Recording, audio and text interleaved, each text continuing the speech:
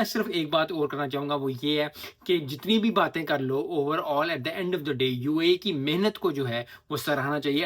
As a player, as a cricketing fan जो है आपको यूएई को पैट ऑन द बैक देनी चाहिए। जिस तरह अफगानिस्तान ने बड़ी दफ़ा क्लोज है, नसीम शाह ने एक दो छक्के करा दिए, एक दफ़ा आसिफ अली ने जो है वो 4 छक्के एक दफ़ा करा दिए, तो बहुत क्लोज आके। लेकिन उस वक्त भी जब अगर आप क्रिकेटिंग फैन है, यस पाकिस्तान का जीतना उस वक्त बड़ा इंपॉर्टेंट था, ये बड़े अच्छा जीत गए, लेकिन PAT on the back Afghanistan को भी उस वक्त दी गई थी। और यही चीज़ जो है आज यूएई को मिलेगी। यूएई ने बड़ी जिंजान लगाई, बड़ी ज़बरदस्त परफॉर्मेंस थी, और यही एक अच्छे फैन की निशानी होती है। यस, अपनी टीम जीतनी चाहिए, अपनी टीम में ज़रूर होनी चाहिए, लेकिन ओवरऑल आई थिंक आज जो है यूएई ने अच्छी बॉलिंग भी की, कुछ थोड़ी-सी पड़ी, लेकिन ओवरऑल आई थिंक बैटिंग में उन्होंने पूरा करना चाहा।